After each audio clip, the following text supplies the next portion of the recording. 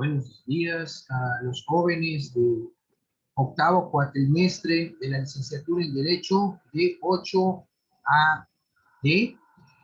Bienvenidos a la clase de Derecho Penal Acusatorio, fase intermedia, juicio oral y recursos, de hoy domingo 28 de febrero de 2021. Esta es la tercera semana del módulo, por lo tanto, la tercera clase. Y vamos a, antes de entrar a ver el tema de hoy, hacerles de su conocimiento que ya está en plataforma su examen parcial desde hoy hasta las 23:59 horas del mismo día. O sea, hoy domingo tienen hasta antes de la medianoche para contestar su examen parcial. También tiene ya su tercera actividad para que podamos cerrar la calificación del examen parcial. Esta actividad abrió hoy, pero cierra mañana antes de la medianoche. Es su cuestionario, ya tiene también su síntesis semanal para que la lean y puedan contestar su cuestionario. Con esto ya, buen día, Sergio.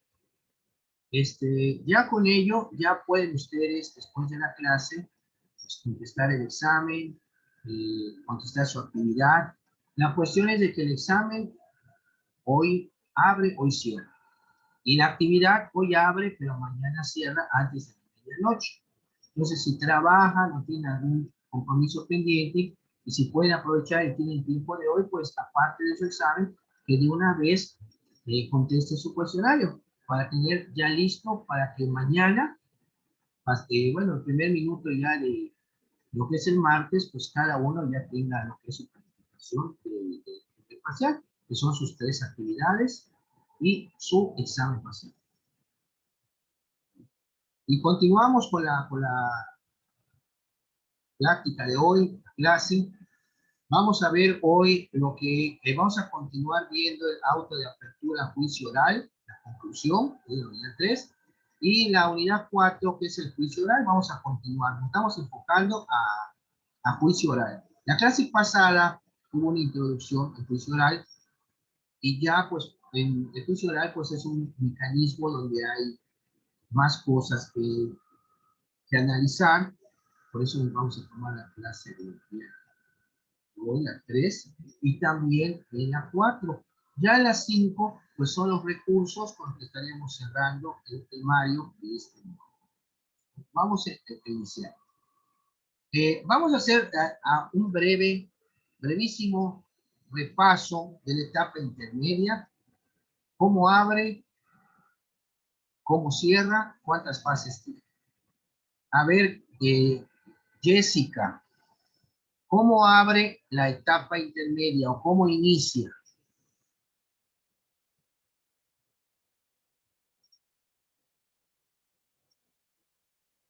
Jessica.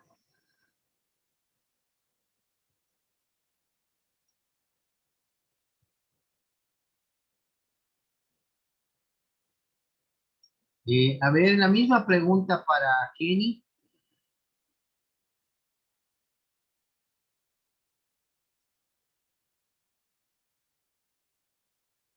Ya lo vimos la clase pasada, la etapa intermedia. ¿Cómo inicia la etapa intermedia? Kenny.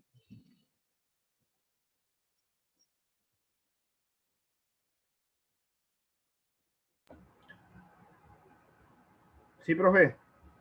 ¿Me está hablando, verdad? Sí.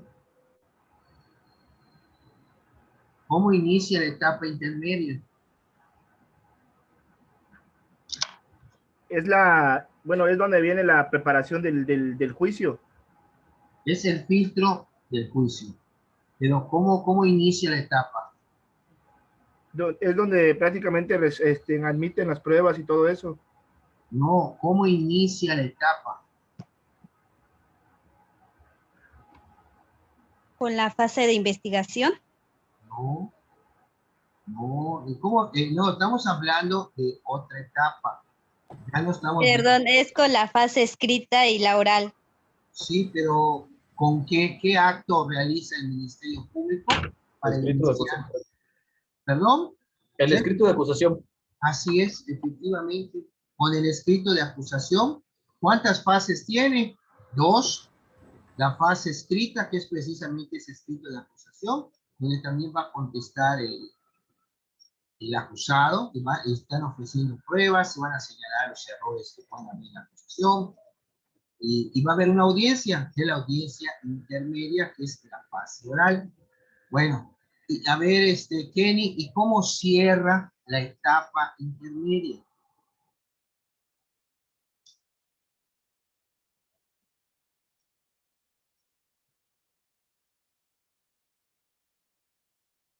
De preferencia, jóvenes que tengan su código nacional a la mano, para que podamos estar en el mismo canal. Si tienen su celular con que está llevando a la clase o una computadora, bueno, su código nacional, el librito en la mano, y es mucho más fácil.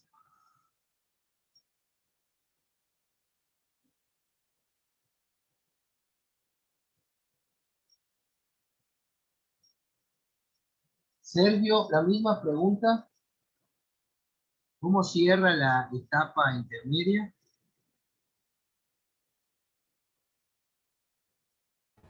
Con el auto de apertura a juicio. Muy bien, con el auto de apertura a juicio oral. El auto de apertura lo tiene que dictar el juez en la audiencia intermedia antes de que cierre esta. Y vimos que con ese auto, pues prácticamente se termina esa audiencia intermedia, se cierra la etapa intermedia y se abre la etapa a juicio oral. Vean el trick. Pero bueno, vamos a continuar. En la clase número 2 concluimos el estudio de la etapa intermedia con el auto de apertura a juicio oral. Por lo que ahora, en esta clase número 3, continuaremos el estudio de la etapa de juicio oral. Su estructura, la audiencia de debate, el interrogatorio, el contrainterrogatorio y las preguntas prohibidas en dicha audiencia. El artículo 348 del Código Nacional nos señala qué es el juicio oral. Es la etapa de decisión de las cuestiones esenciales del proceso. Se realizará sobre la base de la acusación, en el que se deberá asegurar la efectiva vigencia de los principios de inmediación, publicidad, concentración, igualdad, contradicción y continuidad. Son de los primeros principios que vimos el cuatrimestre pasado. El artículo 349 nos hace referencia sobre la fecha, el lugar, la integración y las citaciones para el juicio. El tribunal de enjuiciamiento, una vez que reciba el auto de apertura a juicio oral, deberá establecer la fecha, incluso la hora, para la celebración de la audiencia del debate, la que deberá tener lugar no antes de 20 ni después de 60 días naturales, contados a partir de la emisión del auto de apertura a juicio. Estamos a pues el juicio 2060, no menos de 20, no mayor de 60 días, para que dé inicio la audiencia de juicio. Bueno, sí, audiencia de juicio. Se citará oportunamente a todas las partes para asistir al debate, que es la audiencia del debate, así se le conoce. El acusado deberá ser citado por lo menos con 7 días de anticipación al comienzo de la audiencia. Es de 7 días de anticipación de que se le haga saber la fecha y hora en que esta se va a celebrar. Ok, prohibición de intervención. Esto es muy importante, jóvenes. El 350. Los jueces que hayan intervenido en alguna etapa del procedimiento anterior a la audiencia del juicio no podrán fundir como tribunal de enjuiciamiento. Es decir, si ya fuiste juez de control, no puedes estar en el tribunal de enjuiciamiento. Los principios. Tenemos en el 351 el primer principio, que es el principio de suspensión. La audiencia, aquí es muy importante señalarles de que puede haber una suspensión de la audiencia en los casos que se menciona en este 351. La audiencia de juicio podrá suspenderse en forma excepcional por un plazo máximo de 10 días naturales cuando se den estos casos. Primero, se deba resolver una cuestión incidental que no pueda, por su naturaleza, resolverse en forma inmediata.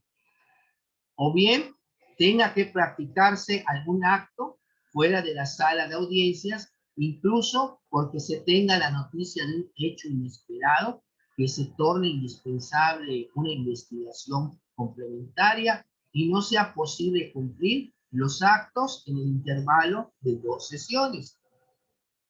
Número 3, no comparezcan testigos, peritos o intérpretes, deba practicarse una nueva citación y sea imposible o inconveniente continuar el debate hasta que ellos comparezcan, incluso coactivamente por medio de la fuerza pública. En el número 4, él o los integrantes del tribunal de enjuiciamiento, el acusado o cualquiera de las partes se enfermen a tal extremo que no puedan continuar interviniendo en el debate. Número 5, el defensor, el ministerio público o el acusador particular que no pueda ser reemplazado inmediatamente en el supuesto de la fracción anterior o en caso de muerte o incapacidad permanente, o bien en la última fracción, la sexta, dice alguna catástrofe o algún hecho extraordinario que torne imposible su continuación. El tribunal de enjuiciamiento verificará la autenticidad de la causal de suspensión invocada, pudiendo para el efecto allegarse de los medios de prueba correspondientes para decidir qué va a pasar por la suspensión, para lo cual deberá anunciar el día y la hora en que va a continuar la audiencia, lo que tendrá el efecto de citación para audiencia para todas las partes. Previo a reanudar la audiencia, quien la presida resumirá brevemente los actos cumplidos en la audiencia anterior en la que se suspendió. El tribunal de enjuiciamiento ordenará los aplazamientos que se requieran, indicando la hora en que va a continuar el debate. No será considerado aplazamiento de suspensión el descanso de fin de semana y los días inhábiles, de acuerdo con la legislación aplicable. La interrupción, el 352. Si la audiencia de debate de juicio no se reanuda a más tardar al 11º día, si ve que dan hasta 10 días para suspensión. Pero ¿qué pasa si llega el 11 y no se reanuda la audiencia? Se considerará interrumpida y deberá ser reiniciada ante un tribunal de enjuiciamiento distinto, y lo actuado anteriormente va a ser nulo. En caso de que ya dio los 10 días, en el día 11, si no se reanuda, pues entonces ya no va a poder seguir conociendo, tiene que entrar otro tribunal de enjuiciamiento. Y todo lo que hizo el anterior es nulo.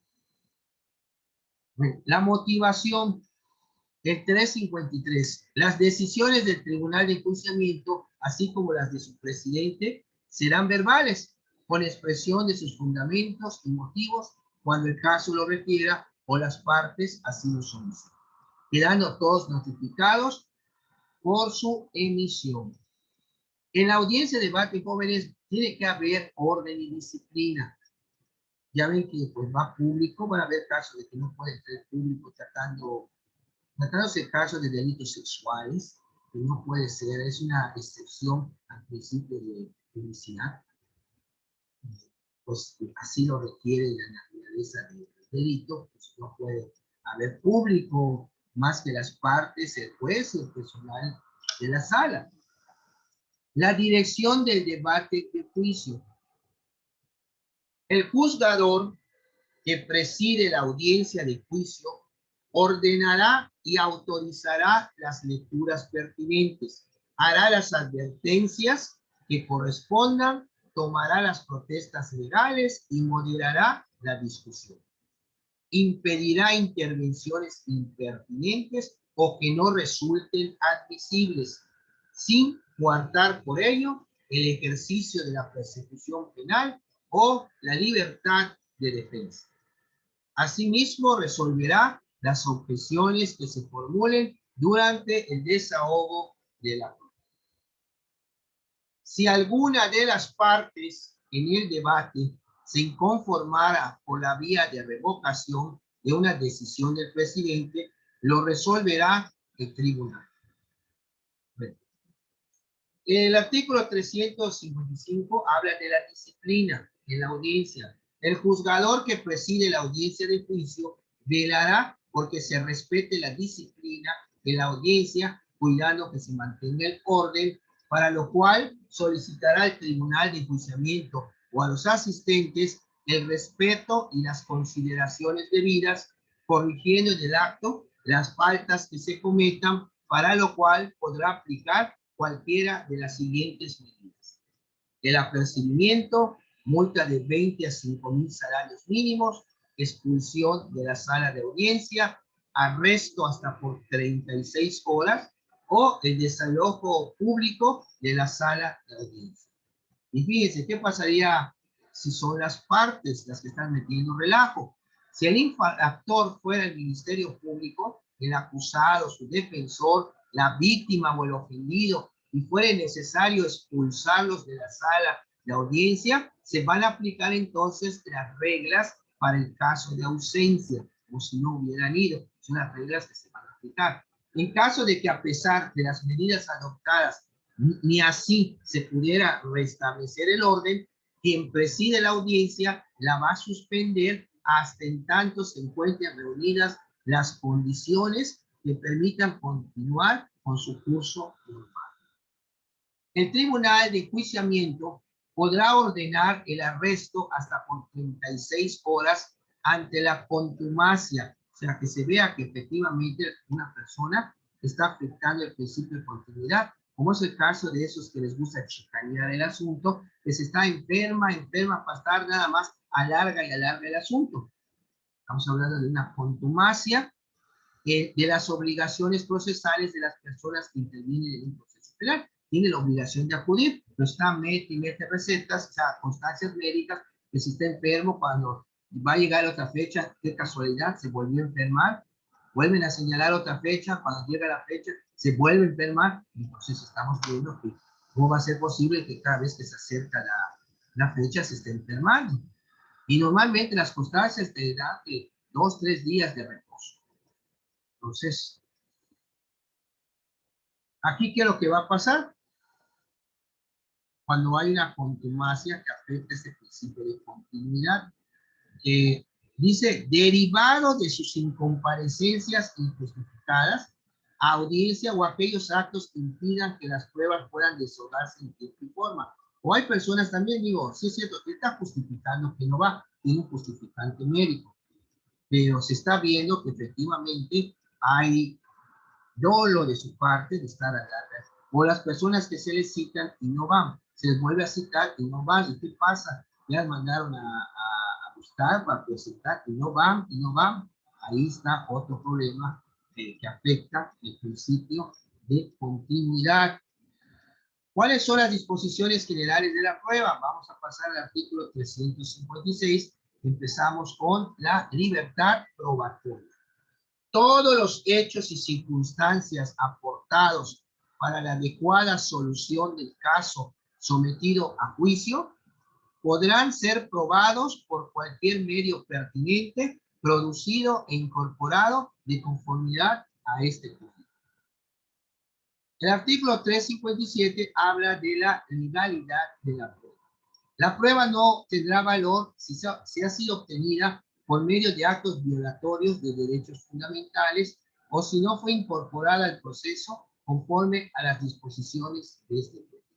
Acuérdense que la Constitución, veíamos también desde el cuatrimestre pasado, que toda prueba obtenida por violación de derechos fundamentales será nula. A esto se refiere este artículo. Y el 358, oportunidad para la recepción de la prueba, que la prueba que hubiere de servir de base a la sentencia deberá desahogarse durante la audiencia de debate a juicio, salvo las excepciones que señala este. Y también, lógicamente, el juez va a valorar la prueba. En el 359 se menciona. El tribunal de enjuiciamiento valorará la prueba de manera libre y lógica. Deberá hacer referencia en la motivación que realice de todas las pruebas desahogadas, incluso de aquellas que se hayan desestimado, indicando las razones que se tuvieron para hacerlo. La motivación permitirá la expresión del razonamiento utilizado para alcanzar las conclusiones contenidas en la resolución jurisdiccional, y solo se va a poder condenar al acusado si se llega a la convicción de que su culpabilidad más allá de toda duda razonable.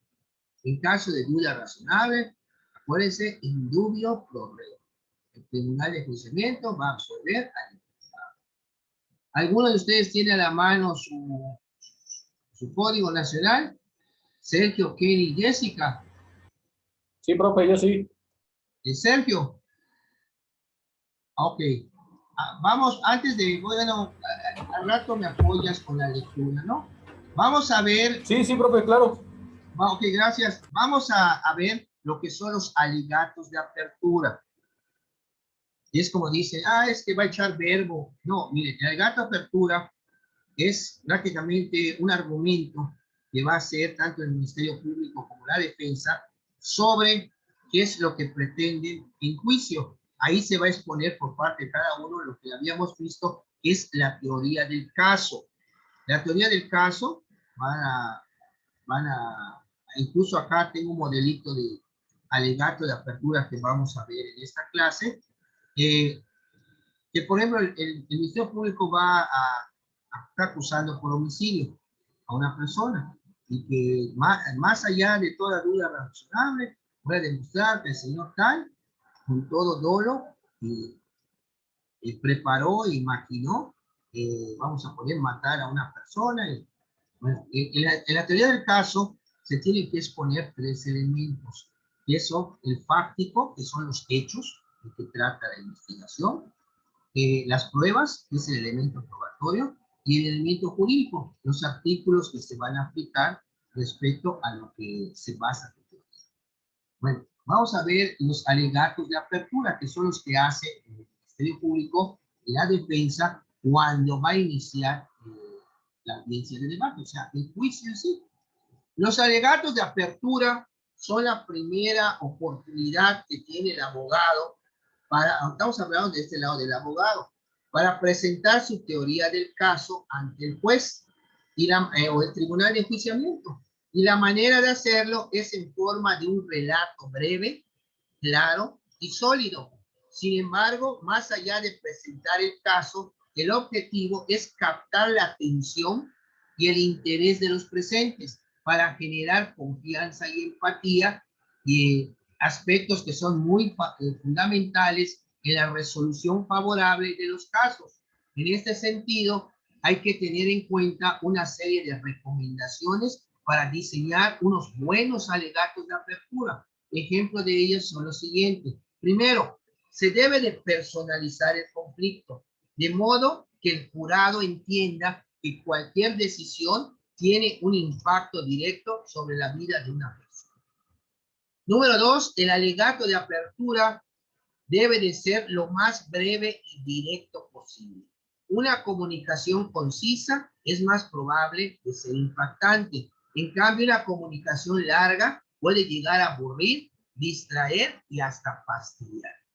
Bueno, no se debe exagerar ningún elemento como son las pruebas o los hechos, ya que si durante el juicio no se demuestra o no se cumple con lo mencionado en el alegato, el abogado va a perder credibilidad, va a quedar mal.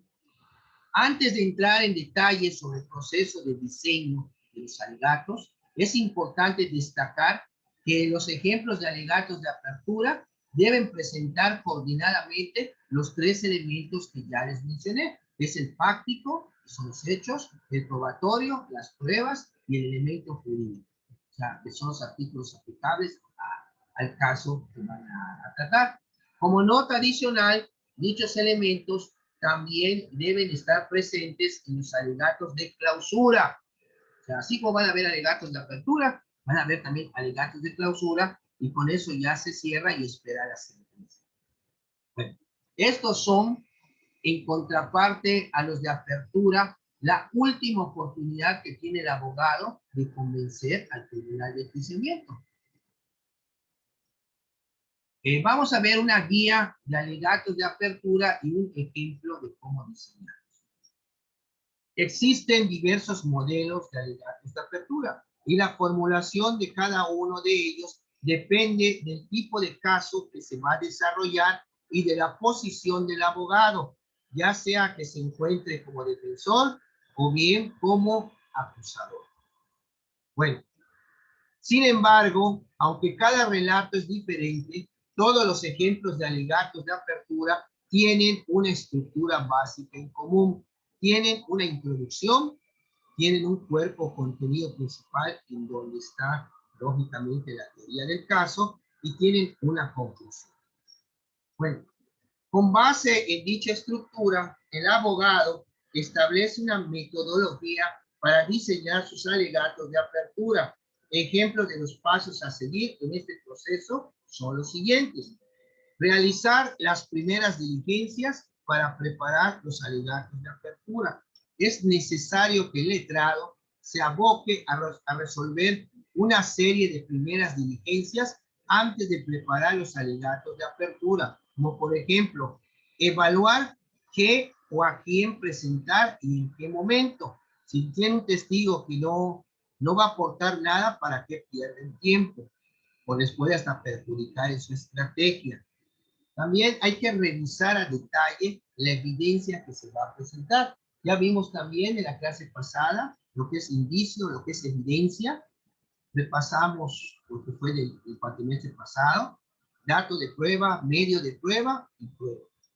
Bueno, tenemos también que tiene que entrevistar y preparar a los testigos y a los expertos que va a presentar. Establecer el orden de la prueba de los testigos y de los expertos, analizar las pruebas de la contraparte, ya sea defensa o parte acusatoria. También hay que diseñar la introducción de los alegatos de apertura. En la introducción se debe presentar el tema y el resumen de la teoría del caso. El tema o lema es un enunciado muy puntual sobre el hecho y la pretensión en el alegato de apertura. Ejemplo de frase para iniciar un alegato de apertura en la defensa sería: homicidio sí, pero en legítima defensa. O sea, empieza con su alegato de apertura en el Ministerio Público, que está acusando, que va a demostrar más allá de toda duda razonable, que el señor tal día con un arma le disparó y produjo lesiones que le ocasionaron la muerte. Por lo tanto, al señor se le va a demostrar que cometió el delito de homicidio. ¿Qué es lo que pasa? Que quiere el abogado, el defensor, va a manifestar, pues cuando le toca ver a abogado, su alegato de apertura, retomando para que sorprenda, homicidio sí, pero en legítima defensa. Entonces ya en sus palabras ya están viendo qué es lo que va a demostrar, ya está aceptando que hay un delito, pero se cometió en legítima defensa. Y su teoría del caso, ¿qué va a pasar? Lo va a sustentar en base a la legítima defensa. Bueno, en cuanto a la extensión, el tema sería como el título de un libro, mientras que la teoría del caso sería el contenido del libro. La introducción de los alegatos de apertura es muy importante a nivel estratégico, ya que esta debe ser usada para impactar a los presentes, inspirar emociones o atenuar las consecuencias del hecho. Todo esto depende del objetivo del abogado, defender o acusar. Aquí también es muy importante señalar, jóvenes, que pueden usar cualquier frase para entrar si van a ser abogados defensores. Pueden tomar una máxima del piano. Estamos aquí en busca de justicia, porque la justicia esperaremos. Vamos a decir, o sea, te lanzas. Hay algunas personas, unos abogados que quizás no tienen el carácter para, digo, de hablar en público. Ahora, pues, ¿quién iba a decir que al cabo de los años la oralidad pues iba a ser ya una herramienta de trabajo donde pues te tienes que expresar? Yo lo digo por las personas que no tienen el carácter de hablar, no que no sean personas sin carácter, sino que les da pena o simplemente hay incluso personas que cuando hablan se les escapan los insultos, o esas personas que tienen el lenguaje con el debido respeto. Oye, güey, sí, güey, claro que no, güey, y ya se les quedó. Imagínense que el tribunal de enjuiciamiento o un juez de ellos les diga, a ver, abogado, no es puesto, ¿lo va a hacer? Sí, güey, le diga. Ah, perdón, o sea, llega un momento que nos acostumbramos a ciertas palabritas que ya salen por sí solas, pero en una cuestión tan formal, vamos a decir, que es la audiencia, pues ahí no deben estar habiendo, al menos que el testigo, cuando declare y dé su dicho, es que yo escuché que le mentó la madre el primero. Ah, bueno, pero hay que respetar las palabras del testigo, como lo dice, como lo escuchó, porque acuérdense que todo eso es una escena donde se supone que el tribunal de enjuiciamiento está conociendo la asunto. Y en base en los alegatos de apertura, le están dando al tribunal de enjuiciamiento como una introducción de qué es la acusación y en qué va a consistir la defensa. Como que digan, y se opuso, no, pues yo se formó una acusación por homicidio porque mató a otra persona de un balazo. Y la otra vez dice, sí, sí, lo mató, señor juez, pero fue legítima defensa. Pero eso lo tienes que estructurar porque también la cuestión, vean ustedes, del impacto también cuenta. Bueno, hay que preparar el cuerpo de los alegatos de apertura. En el cuerpo contenido de los alegatos de apertura es donde se presentan los elementos fáctico, probatorio y jurídico que ya se mencionaron anteriormente, que son los elementos que debe contener la teoría del caso. Los hechos es el elemento fáctico. Se responde a las preguntas qué, quién, dónde, cuándo, cómo y por qué. ¿Qué, quién, dónde, cuándo, cómo y por qué? Las pruebas es el elemento probatorio. Se presentan las pruebas de los hechos, con lo que vas a acreditar los hechos. El sustento legal es el elemento jurídico. Se expone un resumen del marco legal que le da soporte al caso. Al realizar los alegatos de apertura, los tres tipos de elementos deben estar cohesionados entre sí con una narrativa lógica y además creíble. Bueno, las consideraciones sobre el cuerpo de los alegatos de apertura de la parte acusatoria. En alineación con los tres tipos de los elementos descritos anteriormente, el abogado acusador debe realizar una serie de consideraciones en su alegato de apertura. Ejemplos de estas son establecer el delito y definir las modalidades típicas, describir el contexto, las formas y los medios involucrados en la cometida del hecho, precisar el nivel de participación del imputado o de los imputados, en este caso de los acusados, que existan, afirmar que sus pruebas a presentar cumplen con los requisitos de legalidad, idoneidad, conducencia y utilidad. Y las consideraciones sobre el cuerpo de los alegatos de apertura de la defensa. En cuanto al abogado defensor, algunas de las consideraciones que debe hacer en su alegato de apertura son, por ejemplo, identificar las imprecisiones de la acusación, resaltar las debilidades del ofrecimiento probatorio realizado por la parte acusadora, establecer promesas concluyentes que despierten en el juzgado el interés por conocer los medios de prueba, afirmar que sus pruebas a presentar cumplen con los requisitos de legalidad, idoneidad, conducencia y utilidad. Y también tiene que diseñar la conclusión de los alegatos de apertura. Los alegatos de apertura se deben cerrar con una petición específica y clara en cuanto a la sentencia condenatoria y la aplicación de la pena correspondiente. Esto es por parte del abogado. O en cuanto al abogado acusador, estamos hablando del MP, o en cuanto a la absolución del imputado, por parte del abogado defensor. Además de la petición, también es bueno incluir otros aspectos en la conclusión de los alegatos de apertura. Por ejemplo, destacar algún dato particular sobre la víctima o el acusado y terminar retomando nuevamente el tema o lema del caso.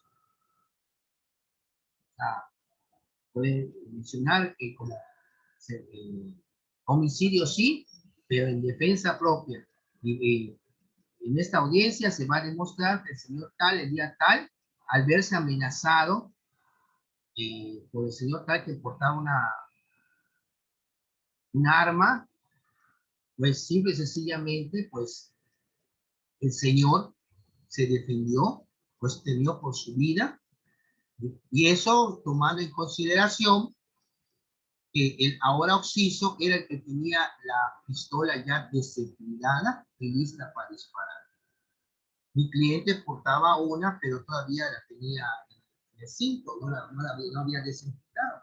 Todavía aún así tenía una ventaja el difunto sobre mi cliente. Todo eso se va a demostrar en la audiencia. O sea, muchos dirán, maestro, es mucho verbo. Bueno, no es tanto el verbo, si ese verbo lo acoplas a lo que se le está mencionando, cómo estructurar el alegato de apertura, adelante. Qué bueno que tiene uno la iniciativa para hablar, pero no es nada más hablar como un loro. Hay que estructurar, porque hay que enfocarnos, y acuérdense, como dice el alegato de apertura, no debe ser extenso, porque va a fastidiar, va a distraer. Debe ser breve y conciso el argumento que se va a hacer. Les pregunto a los asistentes del día de hoy, ¿hay alguna pregunta sobre lo que hasta aquí? Nada más que regresemos del corte, vamos a ver un ejemplo del alegato de apertura. Sergio, Kenny, Jessica, ¿alguna pregunta?